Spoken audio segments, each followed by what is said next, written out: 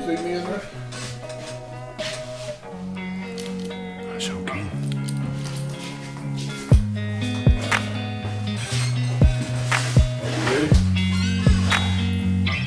Yeah, we were, if you remember, we started out with a series, and the series was called What We Have Learned as Newbies to the Hobby. Yeah, I remember that. Well, we didn't get to finish it because of bad weather, because of life. Right. So, right, I mean, right, we just right. didn't get to finish it up, and there was a...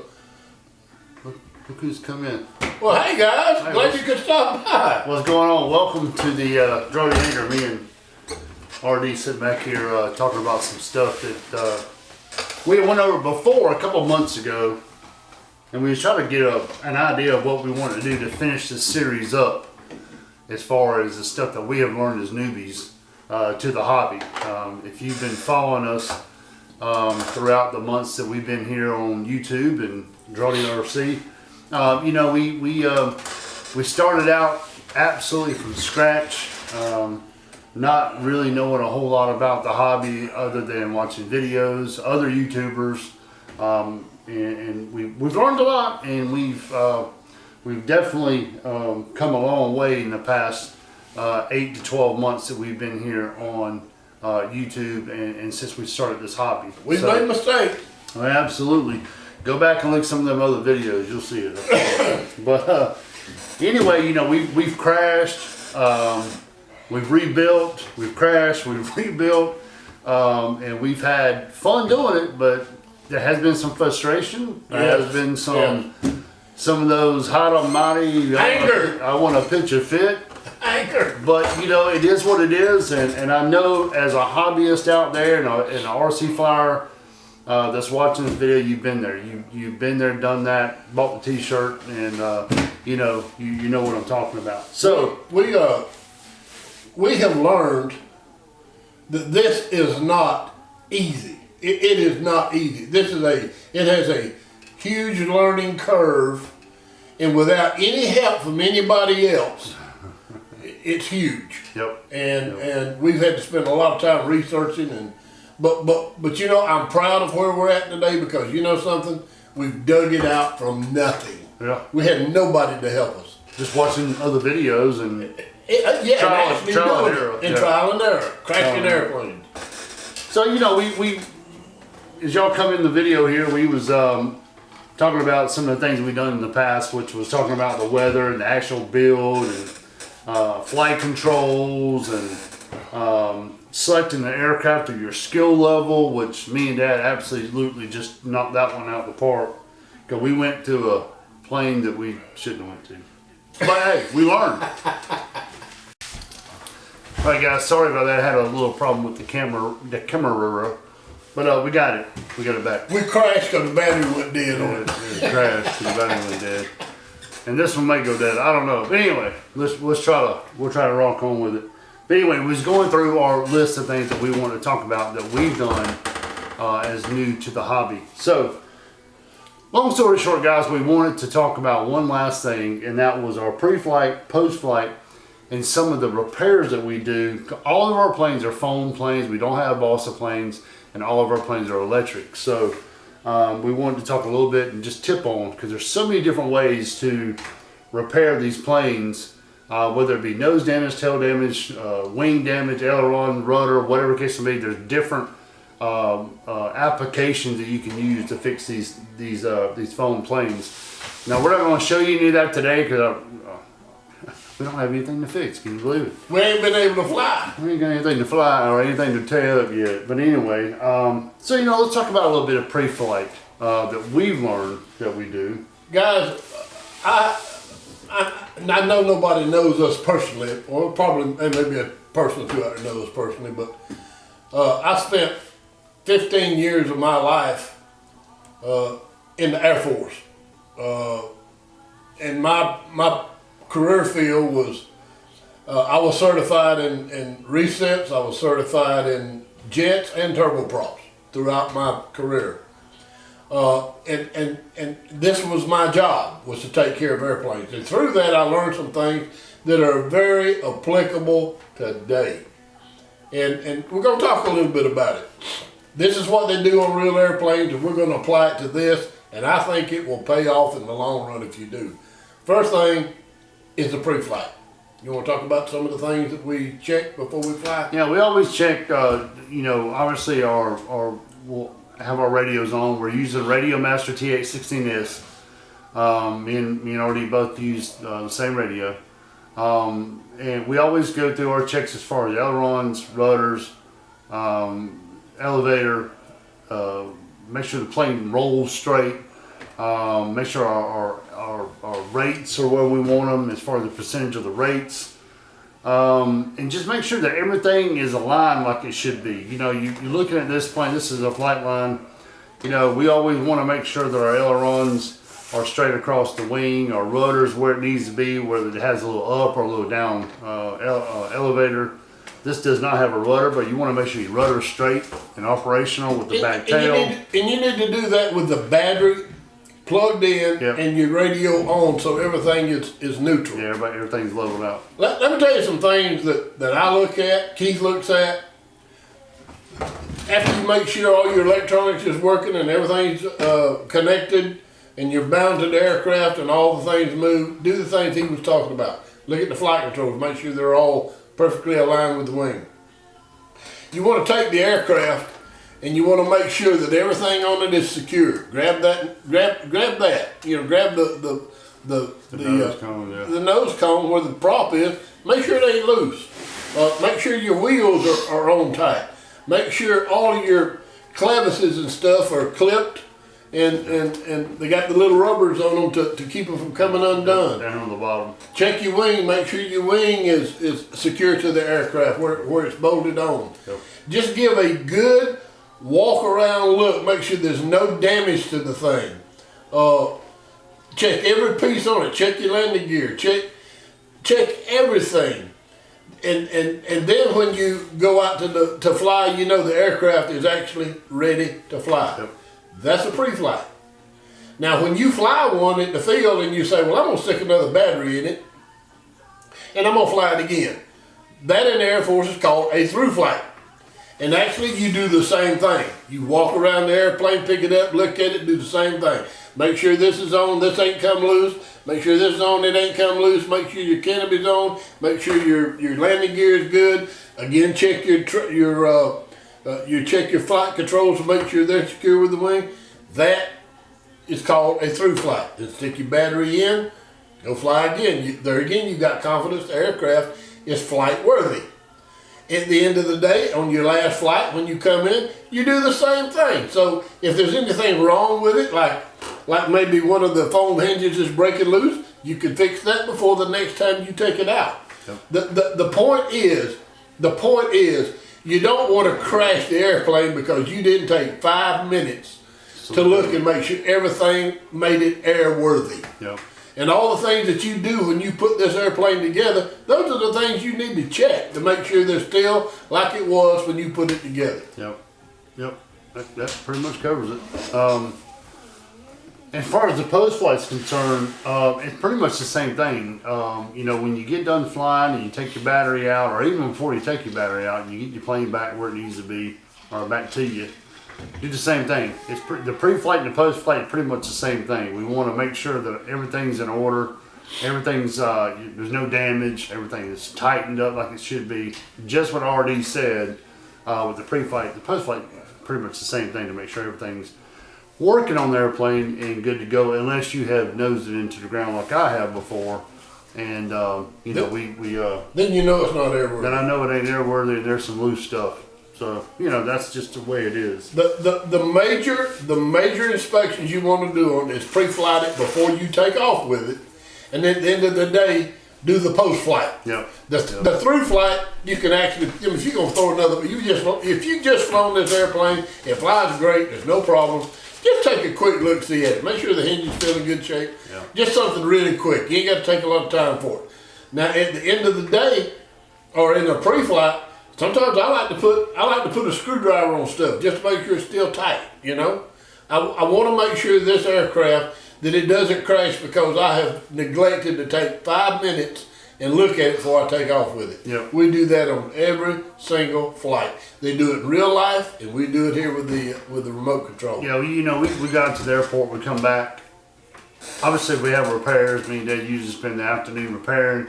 And usually we fly on Sundays, Sunday mornings, and then Sunday afternoons we're tinkering back here in the hangar, fixing stuff or checking it. Or whatever the case may be. So, the pre-flight and post-flight obviously is very important.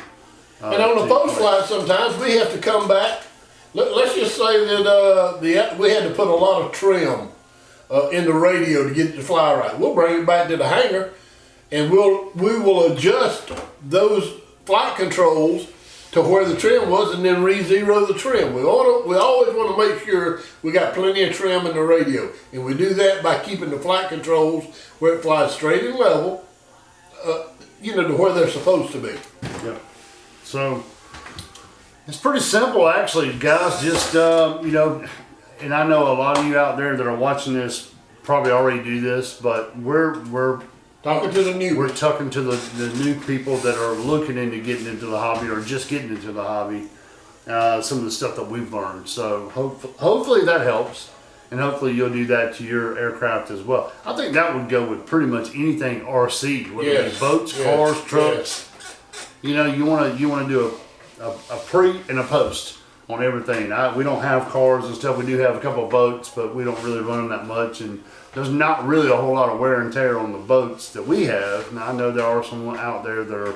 And not only that, KD, I mean, if the battery quits in a boat, you go out there and get it. If you hit the embankment with it, you go out there and you get it. Yeah.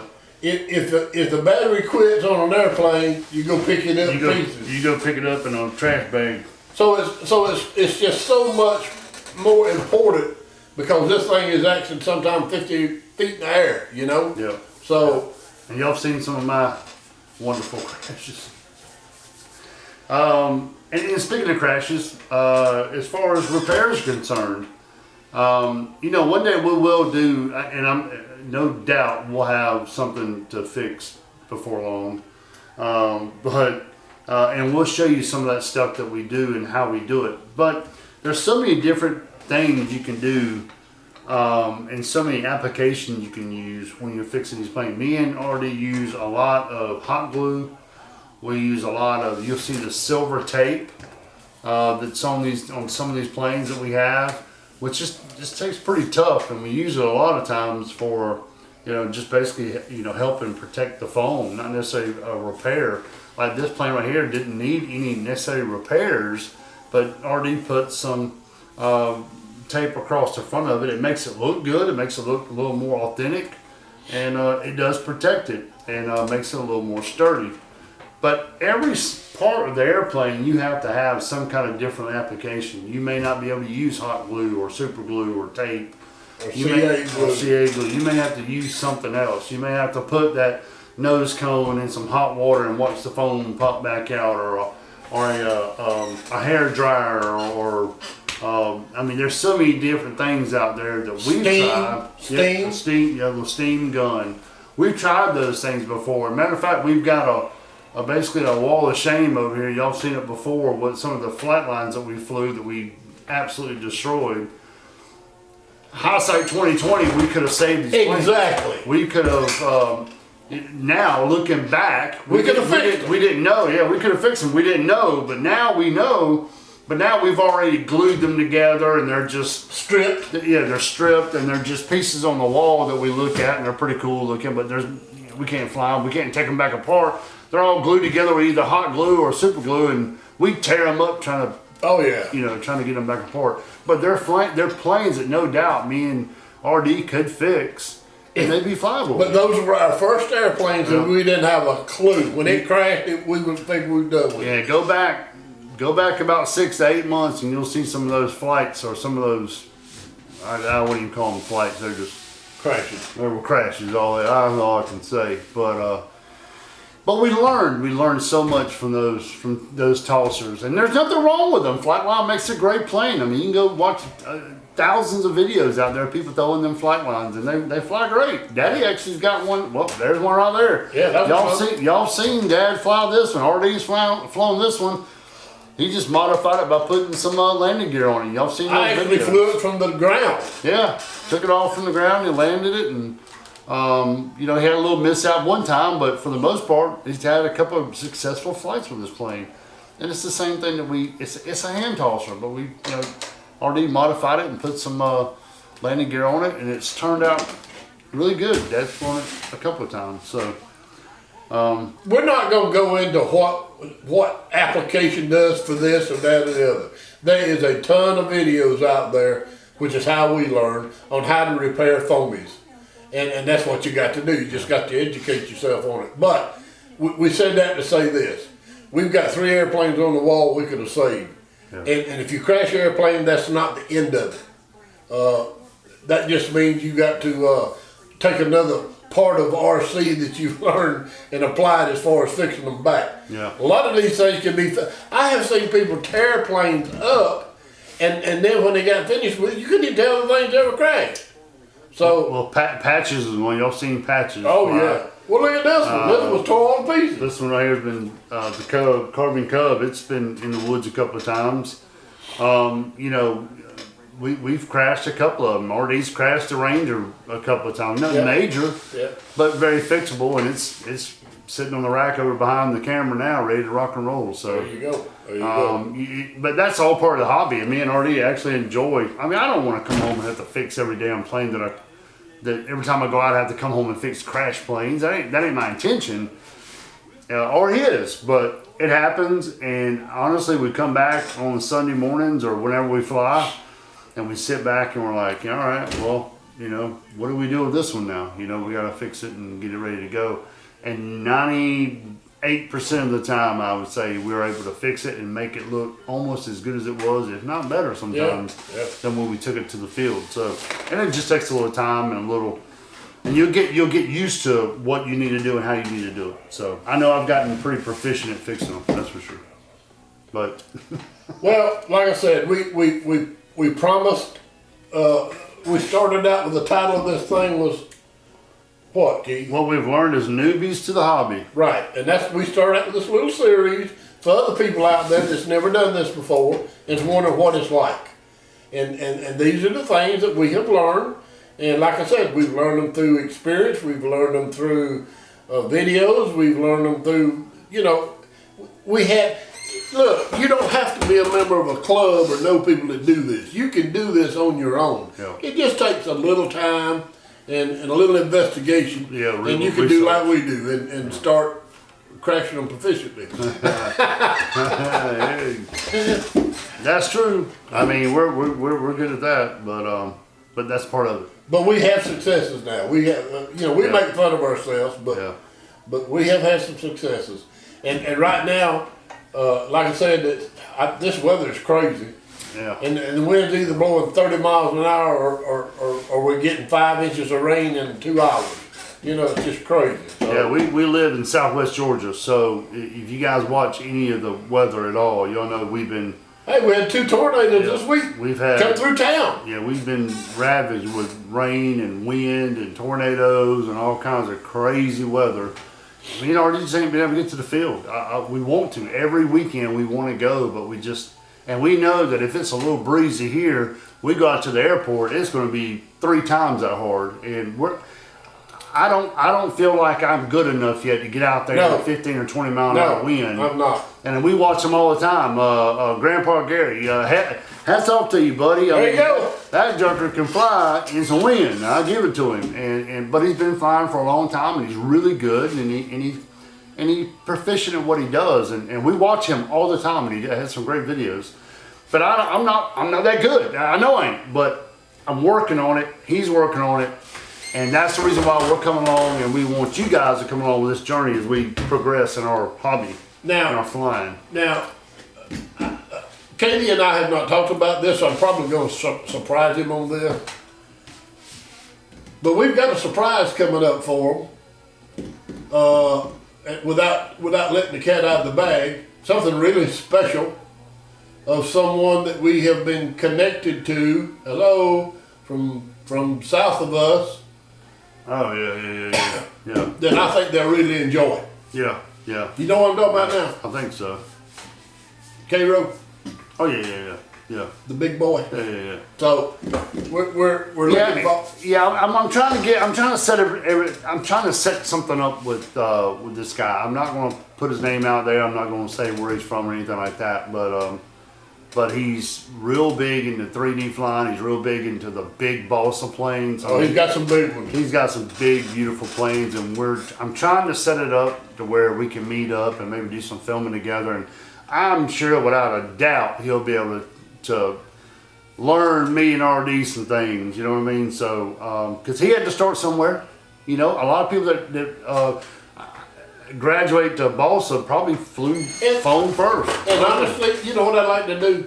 I would like to have a dang series out there where, not a series, but a video where like me and you and him would actually sit down and question and answer each other. Yeah. You know? That's something we can set up. Yeah, that's something we can set But up. we personally got to get out there. We haven't yet to meet him, but he knows of us and we know of him, and we just gotta. We just haven't been able to put our schedules together.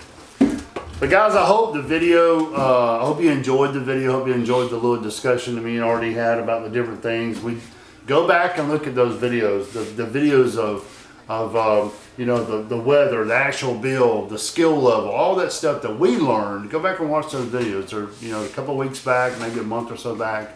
You know, maybe they'll help you out. I hope this video helps you out. I hope the video is informative, and I just hope you enjoy DRAWDY RC and what we're doing here and what we're trying to put out to everybody. That's about all I got. You got anything? The only thing I've got is, guys, we are even shocked. We are even shocked at the response that we're getting. We're having a flood of people coming to us and watching and joining, and so that shows us that we're doing something right. But we'd like to have your input. We'd like to say, well, this is what we would like to see. Yeah. And I know everybody wants to see more flying.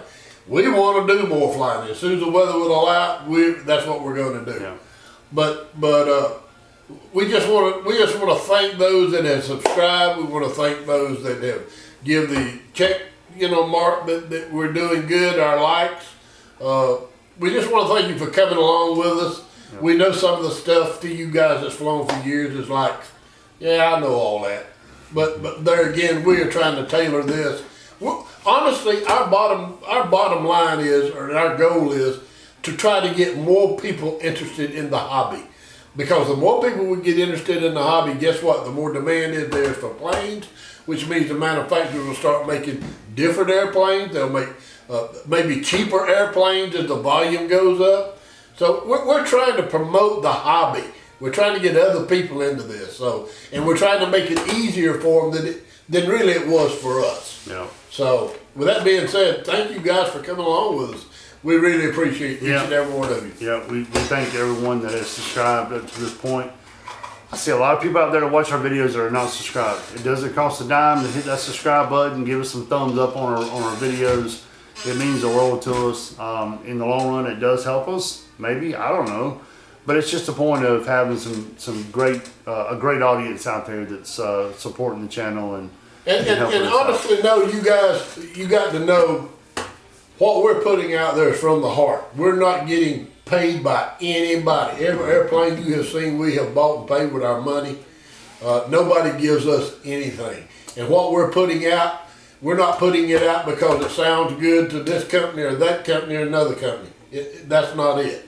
We either like it or we don't like it. Yeah. And there has been some videos where we were a little critical on some of the airplanes. But most of all, we have been pretty positive in everything we've done. Yeah. But if I pay really good money and I'm not getting the quality for it, which look, that was part of my job in the Air Force, and that's part of my job after I got out of the Air Force. I was still working for the Air Force where they did tear the airplane completely apart, put them back together, IRANs and stuff like that, which is inspect and repair as needed, which is a depot type thing. So, like I said, we just we just want everybody to come along with us. Enjoy. We have really enjoyed this. This has been a labor. It has been a labor, but it's been a labor of love. We've enjoyed it. So. Yep. Yeah, we have a good time with it. So thank you guys. Yep. Thank y'all. Thank y'all so much. We'll end it there, and hopefully we'll have some more videos coming up shortly of some flying. We're going to try to get to the field as soon as we can. So until then, thank y'all so much. Happy hobbying, happy flying, and we'll catch you guys on the next video. God bless you.